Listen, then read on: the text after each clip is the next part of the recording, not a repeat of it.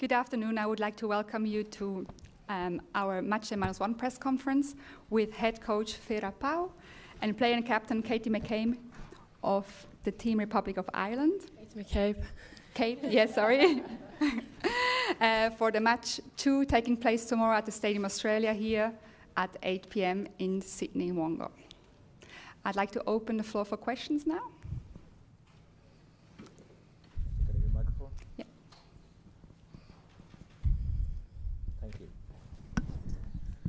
Hello.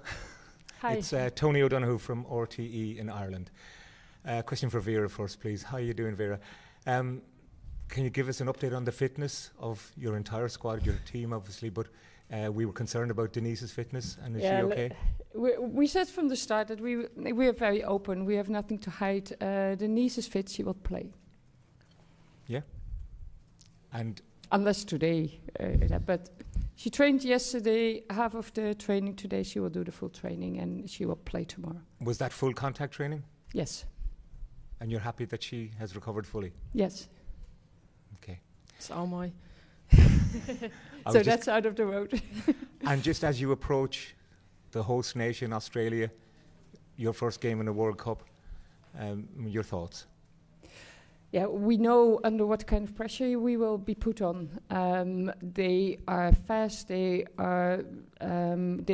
press forward constantly, and they put a lot of pressure on the goal. So that is what we will face, and we need to put something against that. And Katie, can I ask you? Can you pass back the microphone? I'll just ask one more question, Katie. You. Just your thoughts on this moment that you've been waiting for all your life. Yeah, it's crazy to think we're actually here now. We landed only a short while ago in Sydney Airport, greeted by a number of Irish fans. So it was really nice to kind of see them there. They're our home away from home, I guess, and to see the numbers that have travelled and kind of the pictures go out online of how much support we have here in Sydney. Not just obviously today, but more importantly tomorrow. It's really special, and I think the whole team feel that, not just the players, the staff as well. The support we have from here and back home as well. So no doubt we want to do the nation proud tomorrow night. Thank you. Hi, Paul Quinn from Virgin Media News in Ireland. Sorry, the voice is going a little bit. Vera and Katie, can I just ask you about that reaction in Sydney Airport today? Because we were there and it was really emotional scenes. And when I seen all of you walking out, I kind of think that maybe some of the players were a bit surprised by, the level of emotion and, the warm welcome that you got. Were you expecting that, and what does it mean? And what does it mean for all of the fans who have travelled from Ireland to be here to support the girls? Yeah, like I said to Tony, it was such a special moment, I guess, because we've seen a lot and heard a lot. Obviously, we felt a lot when we were back in Dublin in our pre-camp, but to kind of see it in person when we arrived was a really special feeling. And for us, it's amazing, and it was nice to kind of have that moment with our fans briefly in the airport. But of course, now it's full focus on preparing for the game tomorrow, and I'm hoping that the fans come out in numbers tomorrow night and cheer us on. We knew that there would be fans, but it's so heartwarming every time again, the way the Irish are reacting on us. It's not just being there, it's the way that they are there. And that gives us such a boost, and it's just so nice. And we embraced it again. We just took a little bit of time. I'm not sure if everybody was happy with that, but it's so nice to have our fans around us. Hello, Katie, Vera. My name is Valentina Peña for W Radio Colombia. I wanted to ask you because there was this polemic match against Colombia. It ended because it was kind of like turning physical. I wanted to ask you if you expect this kind of game from other teams like Australia, or maybe you think it's something more about South American and maybe African teams like Nigeria that is in your group. Yeah. No, like obviously for us now it's full focus on Australia. We knew obviously Colombia were going to be physical, but that's going to be the case in every single game. And we're Irish, we don't shy away from physicality. It's ingrained in us, in the hard-working team we are. So yeah, we'll absolutely be prepared for Australia to be physical tomorrow. We've seen that. Obviously, we've looked at games they've played, even the game against France, and we know they don't want to shy away from it either. But we'll be prepared to obviously match it. Hello, it's David Bashir from Channel 7 Australia. A question for Katie and Vera. You mentioned the pressure Australia would be placing on Ireland. What about the attacking threats that Ireland can pose the other way? Because we know you have wide speed and you've got some weapons in that area. How much are you expecting to show that tomorrow night, Katie and Vera?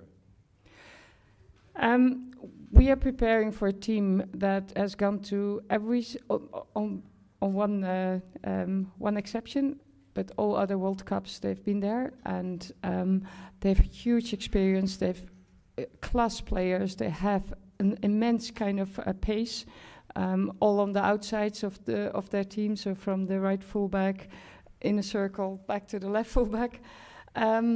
So we know what we are going to face, and within that, of course, we're going to try to play our game. But we do know the pressure that we will be on. We're debutants. It's the first time that we at this world stage, which is massive. The way we've come here is something to be really, really proud of. And we are very realistic in our chances here. But we play every game to win. We start a game to win. So we hope that we can also show our qualities forward. The thing is, Australia is a team that will put pressure on us and will push us back. Yeah, just to echo what Vera said, really, we know the qualities in the Australian team. They've got world-class players, and they've got the experience of playing in World Cups and major tournaments. So they've also got a bit of experience in their players, but also youth as well, really exciting talent as well coming through. But we've also know what we have in our locker, and we'll be making sure to obviously keep their strengths at bay as much as we can tomorrow night. But yeah, it's going to be an exciting test, I think. Tom Smithies from Keep Up. Vera, there'll be a crowd of 75,000 here tomorrow, which will be very passionately pro-Australian, but if you can frustrate them, is that something you can almost turn against them if the crowd starts to get nervous and frustrated? I think that's something you need to ask Australia. We are a team that so far we've not been, we did not collapse under higher pressure, whether it was away in a record crowd in Sweden, away in a record crowd in Finland, at Hampden Park, the record crowd, in our stadium, record crowds. But this is something different, of course. So we take care of ourselves, and the thing is that we play our game the way that we can, and that we get the best out of ourselves, and then we will see if that is enough at the end of the game, after the final whistle. Hi, Daniela Intelli from ABC Sport. A question for both of you, starting with Katie. Congratulations on your World Cup debut. You entered this match as underdogs, but you did beat the Matildas almost 2 years ago. Are you embracing the underdog status? Yeah, it's something, as a small nation, you kind of carry that title, I guess. We know, we are the debuts in the tournament, but for us, it's, we know what we do. We don't want to just be here to be happy to be here, you know. We want to compete, and we want to give Australia, Canada and Nigeria the hardest games possible, and making sure we do that, obviously starting tomorrow night. It's going to be exciting. Like I said, we know what Australia have. They've got quality all over the park, but we also know what we can do on the pitch, and having played against Australia 2 years ago, I'm sure it'll be a very different team tomorrow night, and the manner in which they've grown as a team as well over the last 2 years has been really good. They've got some nice results along the way, but also so have we. So we'll be making sure we're fully focused on concentrating tomorrow. Hi, Anisha Ghosh on the side, independent journalist from India, writing for Al Jazeera English and Money Control. Question for both. The tournament brand identity is being called Beyond Greatness. When Ireland step onto the pitch tomorrow, how would you want to make that become a reality? beyond greatness and over the course of your campaign? Thoughts from both, please. Our sponsor, Sky, launched a campaign, Outbelieve. And that word will end up in the dictionary because we outbelieve we can do something special here. That is how we ended up here, because we outbelieved. We did something that nobody expected, but we are realistic. We are very realistic. Otherwise, you cannot succeed. The key thing is that everybody will feel is that we have no fear of failure. We will go into this game in a way that that we think that we can play against Australia, and without any fear. Whether it's the crowd, what was just asked before, whether it's the pressure of the opponent, we're ready for that, and we see if it's good enough. Yeah, I guess the caption beyond greatness, it's exceeding levels of expectation, I guess, and that's something we've done along the way by qualifying for our first ever major tournaments, and back home in Ireland we've created history by doing that, and for us fundamentally as a team we don't just want to create history, we want to leave a legacy as well back home, and we want to have young girls and young boys looking at us tomorrow morning when they wake up and seeing us walk out, and have that whole support behind us from the whole nation, which I know we will have, and I know we'll have a lot of support here as well. Hey Katie, Uncouser here from the Irish Sun. Is there anything planned back home in Kilnamana for you, or anything special tomorrow? Yeah, I think there's a few bits planned back home. I know there's a watch party. I know there's over 100 watch parties all over the country, not just in Kilnamana. I think my siblings have hired out my mum's house because she's here to watch the game. So yeah, it's going to be a great buzz, and I just hope everybody enjoys it. And if you haven't got yourself a watch party back in Ireland, make sure you get to one. Hi, first to Vera, Jane Diggle from BBC. How do you stop Sam Kerr? Ask Sam Kerr. Well, how do you plan to stop Sam Kerr? We play our game, we have our game plan, and part of it is indeed dealing with Sam, but also with many other players. Australia is not just Sam Kerr, Australia has a lot of good players, and we have watched them, we've analyzed them, of course, and we've set our game plan. Okay, one more question.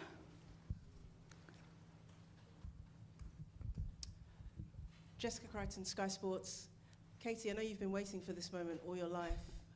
What will be the final words that you say to your teammates, and what will be the final words you say to yourself just before you walk onto the pitch tomorrow? I'd love to give you that answer, but I'll be keeping that in-house, so what I say to the girls tomorrow. Why we started playing football is for the love of it and the enjoyment we bring playing with each other. Myself and the girls have been on a journey along with the coaching staff and all our staff really these last couple of years, and it's something we've all worked really hard towards, and we'll just be embracing every moment tomorrow, taking it in, of course, having that moment to ourselves, and then when the whistle blows we'll be ready ready to battle. Good luck. Thank you. Thank you very much. Thanks guys. Thank you.